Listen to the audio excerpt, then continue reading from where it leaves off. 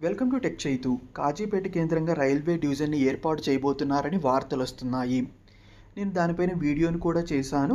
కొంతమంది ఈ కాజీపేట జంక్షన్ డివిజన్‌గా మారబోతుంది అని తప్పుగా అర్థం చేసుకుంటున్నారు. సో, వాళ్ళ క్లారిటీ ఇవ్వటం కోసమే ఈ వీడియోని చేస్తున్నాను. జంక్షన్ అనేది వేరు, డివిజన్ అనేది వేరు.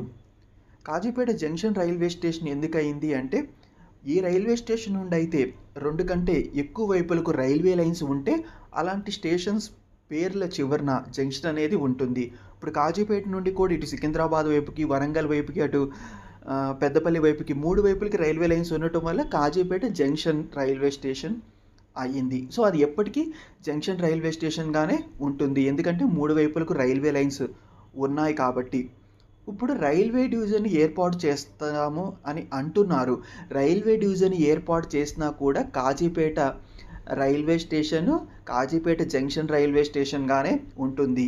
ఎందుకంటే జంక్షన్ అనేది వేరు, డివిజన్ అనేది వేరు. జంక్షన్ ఏమో 2 కంటే ఎక్కువ లైన్స్ ఉంటే వాటిని జంక్షన్ రైల్వే స్టేషన్స్ అంటారు. డివిజన్ అనేది అడ్మినిస్ట్రేటివ్ పర్పస్ కోసము క్రియేట్ చేసేది. సో, అందుకని కాజీపేట జంక్షన్ రైల్వే స్టేషన్ అలానే ఉంటుంది. Division separate.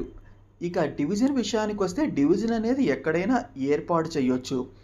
ఇప్పుడు ఈ కొత్తగా ఏర్పాటు చేయాలనుకుంటున్న డివిజన్ని కాజీపేటలో ఏర్పాటు చేస్తారు. అంటే ఆఫీసెస్ అన్నీ కాజీపేటలో వస్తాయి కాబట్టి, ఇంకంటే కాజీపేట ప్రాంతంలో ఉంటాయి కాబట్టి దాన్ని కాజీపేట డివిజన్ అని అంటున్నారు. అంటే ఆ కొత్తగా ఏర్పాటు చేయబోయే డివిజన్ యొక్క హెడ్ క్వార్టర్స్ కాజీపేటలో ఉంటాయి. అందుకనే దాన్ని కాజీపేట డివిజన్ అని పిలుస్తారు. ఇప్పుడు ఎలాగైతే మన Secunderabad division, Hyderabad division, Guntur, Guntakal division అని పిలుస్తున్నాం. ఎందుకంటే వాటి హెడ్ క్వార్టర్స్ అన్నీ, ఆ డివిజన్ యొక్క హెడ్ క్వార్టర్స్ అన్నీ ఆ ప్లేసెస్‌లో ఉన్నాయి కాబట్టి అలా ఆ పేరు వస్తుంది. అంతే తప్పితే ఈ కాజీపేట జంక్షన్ అనేది కాజీపేట డివిజన్‌గా మారటం అనేది ఏమీ ఉండదు. 2 ఉంటాయి. ఇంకా ఈ డివిజన్ అనేది ఎందుకంటే ఎలా పనిచేస్తుందంటే, ఇండియా మొత్తం రైల్వే లైన్స్ ఉన్నాయి. ఆ రైల్వే లైన్స్‌ని మేనేజ్ చేస్తూ ఉండాలి. రోజు మెయింటెనెన్స్ చేస్తూ ఉండాలి, చెక్ చేస్తూ ఉండాలి. ఇవంతా జరుగుతూ ఉండాలి. వీటన్నిటిని ఫాలో అప్ చేయటానికి వాటికి కావాల్సిన ఇంజినీర్స్ కానివ్వండి, ఈ ఇంకా మిగతా స్టాఫ్ వీళ్ళందరూ ఉండాలి. వీళ్ళందరూ ఎక్కడో ఢిల్లీలో ఒక ఆఫీస్ పెట్టుకొని అక్కడ కూర్చుంటే కుదరదు కదా!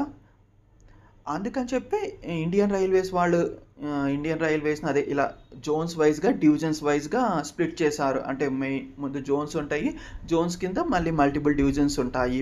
సో, ఇంకా ఈ ప్రతి డివిజన్ పరిధిలో కొంత రైల్ నెట్వర్క్ అనేది ఉంటుంది. అంటే కొన్ని ప్రాంతాలకు సంబంధించిన రైల్ నెట్వర్క్ అంతా ఆ డివిజన్ పరిధిలోకి వస్తుంది. ఆ డివిజన్‌కి ఒక డివిజనల్ మేనేజర్ ఉంటారు. తను చూసుకుంటాడు ఆ రైల్వే లైన్స్ అన్నిటిని. అంటే అన్ని డిఫరెంట్ డిపార్ట్మెంట్స్ ఉంటాయి కదా రైల్వేస్‌లో. ఇప్పుడు రైల్వేస్ వాళ్ళకి సంబంధించిన electrical, engineering, civil engineering, mechanical వీళ్ళందరూ ఉంటారు.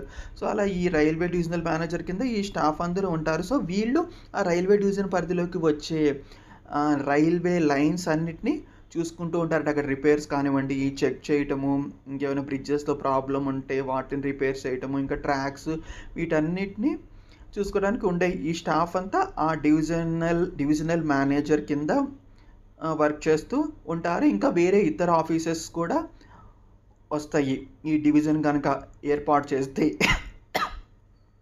సో, అలా మెయిన్‌గా అడ్మినిస్ట్రేటివ్ పర్పస్ కోసం అనేది ఈ డివిజన్స్‌ని క్రియేట్ చేస్తారు. సో, వీటి వల్ల కొత్తగా ఎంప్లాయ్‌మెంట్ వస్తుంది. అంటే డివిజన్‌లో ఇంతమంది స్టాఫ్ ఉండాలని ఉంటుంది. అక్కడ పరిధిలోకి వచ్చే రైల్ నెట్వర్క్‌ని బట్టి ఆ స్టాఫ్ ఉంటుంది. ఇంకా డివిజన్‌కి రిలేటెడ్ కొన్ని ఇతర ఆఫీసెస్ అలాంటివి కూడా ఏర్పాటు చేస్తారు. సో, అంటే ఇది మెయిన్‌గా డివిజన్ అనేది అడ్మినిస్ట్రేటివ్ పర్పస్ కోసము క్రియేట్ చేసేది.